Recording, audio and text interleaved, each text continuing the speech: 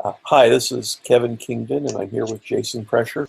Today we're presenting CRC cards, which is a technique for brainstorming object classes, responsibilities, and collaborations in a software design. To use this technique, you begin by creating a set of 4x6 note cards. On each card, you list the object class name at the top, and on the left, you list the responsibilities of the object class. And on the right, you list the collaborators, the other object classes, represented by other cards that interact with this class. You can physically position the cards to denote the closeness of their collaborative relationships. If you have two classes that are mutually interdependent, you might lay them on top of each other, one on top of the other. If you have cards that are less closely coupled, then you could place them side by side. The further apart they are, the weaker their collaborative relationship. You can also use position to represent the relationship between a high-level object class and the subclasses that together form the whole of the higher level class. Once you've got your cards, you can use them to work through various execution scenarios where you're doing some operation or some function of your application. You start with a card and you identify the responsibility of that card that you're invoking in the execution scenario, and then as you go through that scenario step by step, you'll follow the collaboration links and move from one card to another. And you can denote which card is the active card for the current execution step by pointing to it or physically picking it up. And as you go through this process, you may find that you're missing something. You might find that some responsibilities of the classes are not listed and you need to add those. You can either add responsibilities to an existing card, or you can create a new card representing a new class that would have that missing responsibility. Likewise, you might find that you're missing collaborations. There's no linkage that as you need it to be between one class and another. And so you can add collaborators to a card's list of collaborators, or you might create a new class as an intermediary that goes between two cards that indirectly links them together. You might find as you go through this process that some cards have many responsibilities listed, perhaps too many to fit on your 4x6 note card. That's a good indication that your card is too heavyweight, and the responsibilities may have low cohesion with one another. Similarly, if you've got a lot of collaborating classes and they depend on this large number of responsibilities of the heavyweight card, you may have high coupling in your class relationships. And you want to fix that by breaking up your heavyweight class into a set of lighter weight cards with fewer responsibilities and fewer collaborations. As you go through the scenarios, you find these problems, you fix them, you can repeat your scenarios and continue to refine your design until you feel comfortable that you have a breakdown of object classes and assignments of responsibilities and the collaborations that you want to represent how your application is going to work. Okay, so we've created here a set of cards to represent just the inventory management screen from our product SRS. And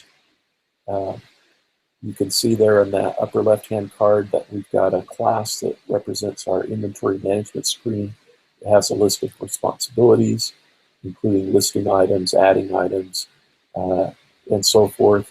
And then it collaborates with a number of other cards in fulfilling those responsibilities. So let's just work through one execution scenario. We want to sort our list of items in our inventory. So we start with our inventory management card, and we note that it's responsible for sorting the list. And the way that it's going to do that is it's going to use the sort selector that's listed on the collaborators. So we go to the sort selector card, and it provides a list of available sort criteria.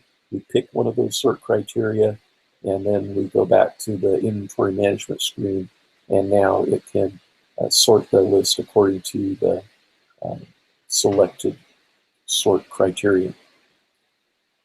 And so that's how you use the cards to work through an execution scenario. You'll note here in our list of cards on the inventory management screen, it has a number of collaborators. You'll note, though, that none of the cards list the inventory database as collaborators. So we're missing an essential function here, which is storing our items in a persistent form. We'd have to add that high-level responsibility to one of our classes. Maybe that belongs on the inventory management screen. And then we would need to include the inventory database as one of our collaborators. So you can see here, as we look through our cards and use them, we've both been able to demonstrate how our application is going to work, as well as discover a deficiency in our design, and then we can move forward and repair it. Okay, now I'll turn that over to Jason for the next part of our presentation. Thank you, Kevin. As with any technique or system, there are pluses and minuses, and the same is true for a CRC card technique. So why would we want to use CRC cards? Well, a major advantage of CRC cards is they're simple to understand. As we saw from the example previously, each card contains 3 elements: a class, responsibilities, and its collaborators. Simple enough. CRC cards can be used to explain complex designs.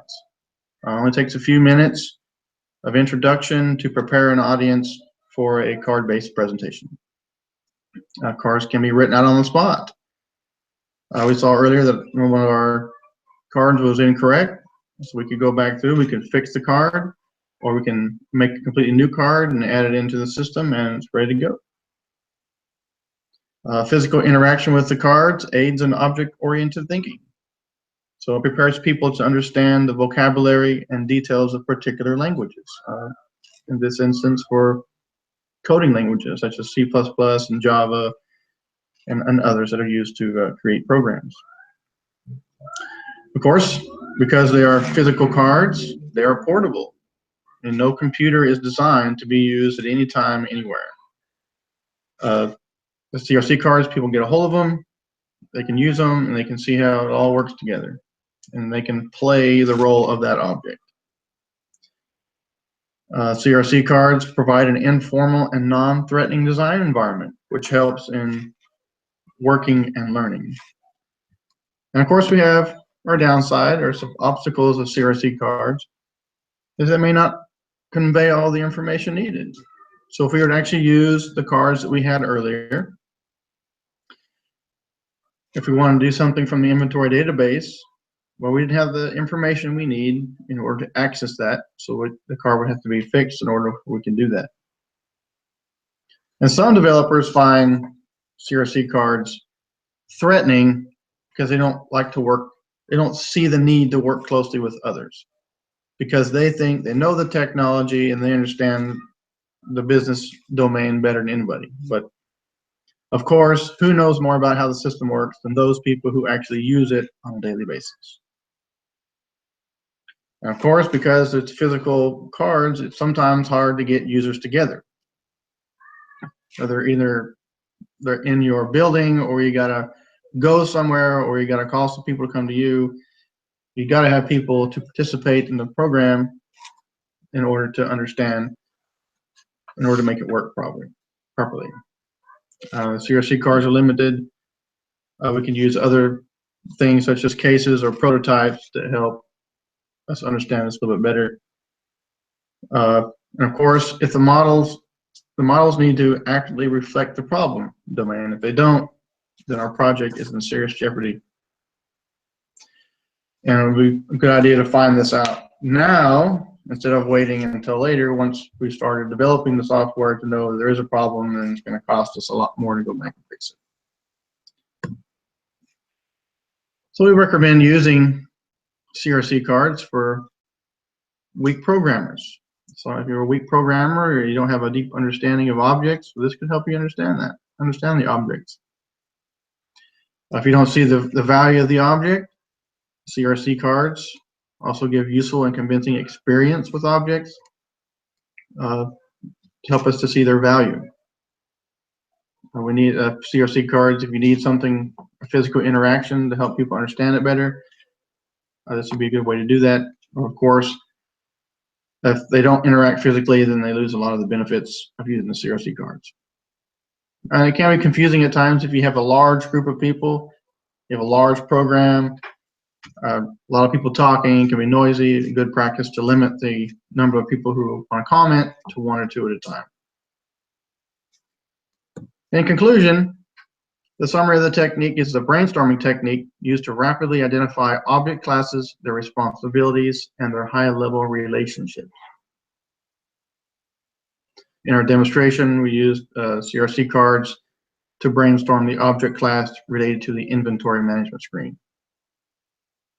2 upsides to using CRC cards. The major advantages are simple and easy to understand.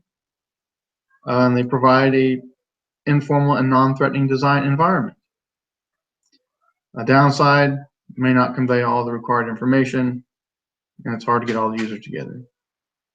And we recommend using this brainstorming technique as long as all the participants can be gathered together. Participants really need to be able to interact with the cards to get the big picture. So I thank you for viewing our presentation and hope you learned something about CRC cards. Thank you.